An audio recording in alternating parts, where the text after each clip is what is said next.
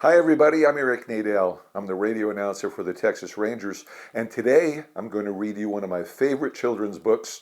It's called Knuckleballed Ned, and it's written by R.A. Dickey, a former Major League Baseball player who used to pitch for the Texas Rangers and several other teams.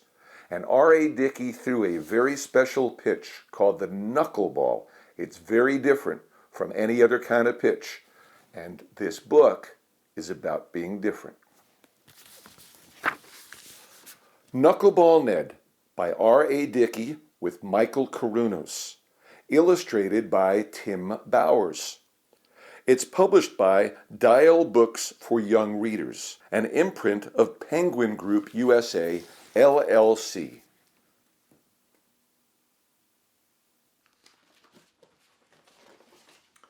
There's a dedication from R.A. Dickey, and it reads, "To my four precious knuckleballs, M.G., Lila, Eli, and Van.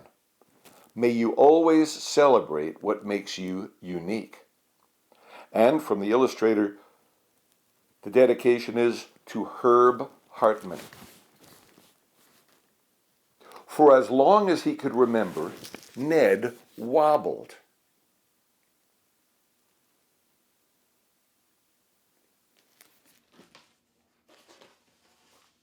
He wobbled when he brushed his teeth, and when he bumped his way to the closet for his shoes. When Ned bumped the shelf, all his toys came tumbling down on his head.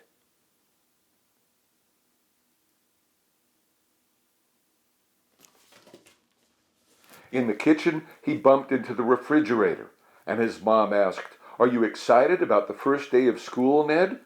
And he replied, "I'm nervous." "You'll have fun and make lots of friends. You'll see, just be yourself.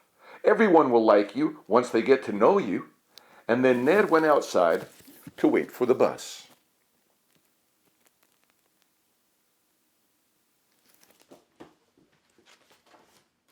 When the school bus arrived and the doors opened, Ned wobbled down the aisle looking for a seat.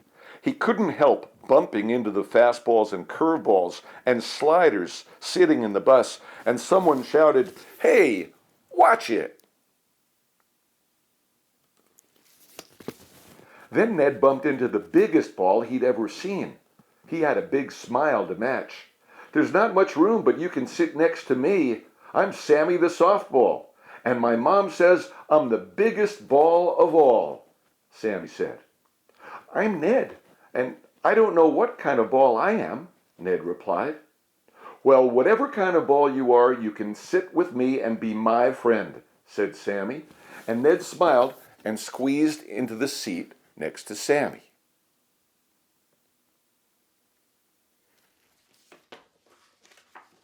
At school, as the balls filed into their classroom, Sammy got stuck in the doorway.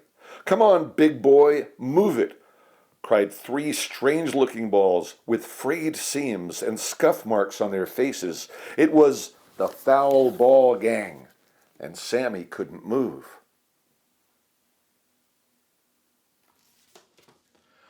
"I'm trying," cried Sammy, but before he could get through, the Foul Ball Gang started pushing him as hard as they could. "Hey," Ned cried, "stop pushing Sammy." The Foul Ball Gang turned their heads slowly toward Ned. Their faces looked mean.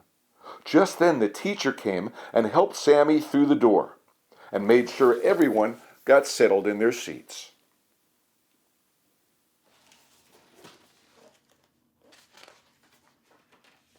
The teacher addressed the class. "My name is Mrs. Pitch. Would anyone like to volunteer to come up and tell the class what you like to do in your spare time? I'll write it here on the board." Connie Curveball volunteered first. She spun down the aisle between the rows of seats and curved up to the board. "I'm Connie Curveball, and I love to dance. I brought my ballet shoes to school to show everybody."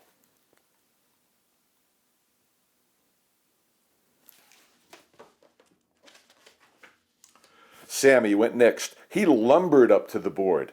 Each heavy step caused the balls on either side of him to bounce off their seats and with surprised expressions. "I'm Sammy Softball. I like to jump." Then Sammy jumped up and landed with a loud boom, making all the desks in the room jump up too. After seeing his friend Sammy go, Ned got up and wobbled down the aisle. The foul ball gang snickered at him as he bumped and knocked books off the desks. He said in a soft voice, "My name is Ned, and I love to read." Someone from the back of the class called out, "He stumbles and bumbles. What kind of ball is he anyway?" And one of the foul ball gang said, "He's a knucklehead ball." And the foul ball gang boys all laughed.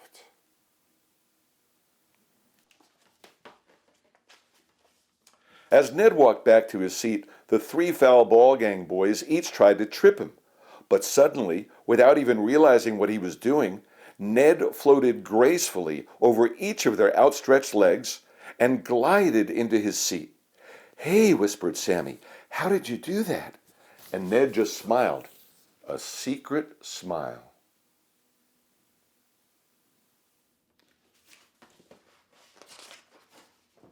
When the bell rang for recess, the foul ball gang pushed their way out, rudely bumping all the other balls aside. Sammy, Ned, and Connie went out the front door together. Connie carried her ballet shoes. "Don't let the foul ball gang get you down, Ned," said Connie. "They're just plain mean. I think the way you move is really cool." And Ned said, "Thanks."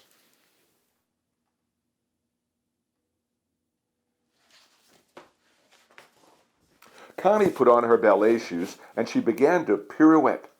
Just then, the foul ball gang swooped by and they snatched her street shoes. "Hey," cried Connie, Ned, and Sammy. They gave chase, but they were too slow to catch the fast-moving foul ball gang, who threw the shoes into the branches of a tree. The three friends looked up forlornly at the shoes, dangling from a high branch, as the other students gathered around them and looked up too. "I have an idea," shouted Sammy. "If someone sits on the seesaw, I'll jump on the other end and launch them toward the shoes." And Fletcher Fastball said, "I'll do it."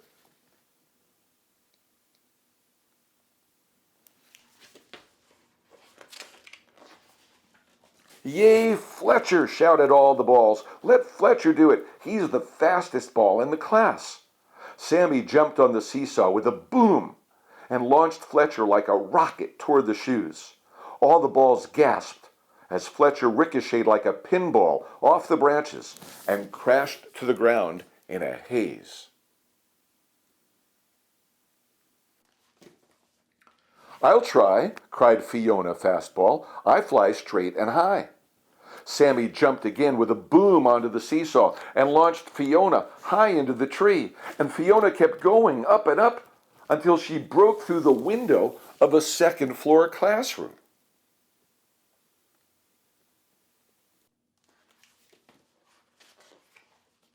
Everyone except the foul ball gang stared in horror. They bent over laughing and slapped each other on the back.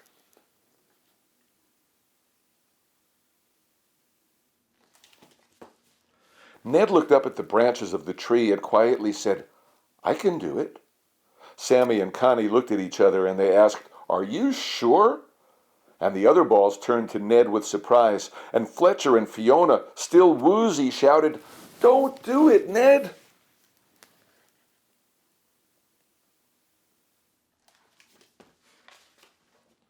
Ned sat on the seesaw with a determined expression as all the other balls looked at him with trepidation. Sammy jumped up and landed once more with a boom on the seesaw, launching Ned up toward the shoes. "Look," shouted Sammy, "he's not spinning. He can get there. I know it."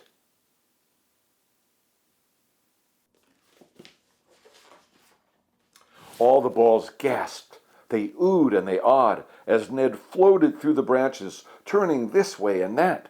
As Ned passed the shoes, he grabbed them with a triumphant smile.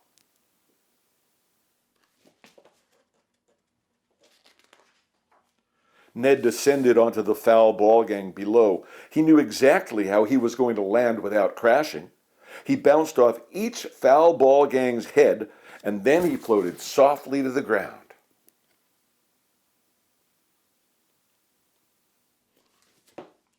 "Ned, I know about balls like you," cried Connie. "You're a knuckleball." "A knuckleball," everyone exclaimed. "Knuckleballs don't spin." Ned smiled at Connie and Sammy and said, "You can't see where you're going if you're spinning too fast."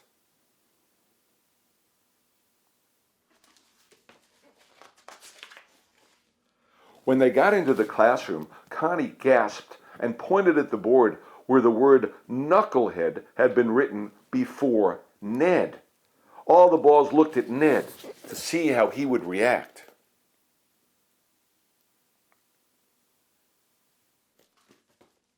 Ned confidently wove through the students up to the board, and he erased knucklehead Ned, and he wrote knuckleball Ned, and everyone cheered.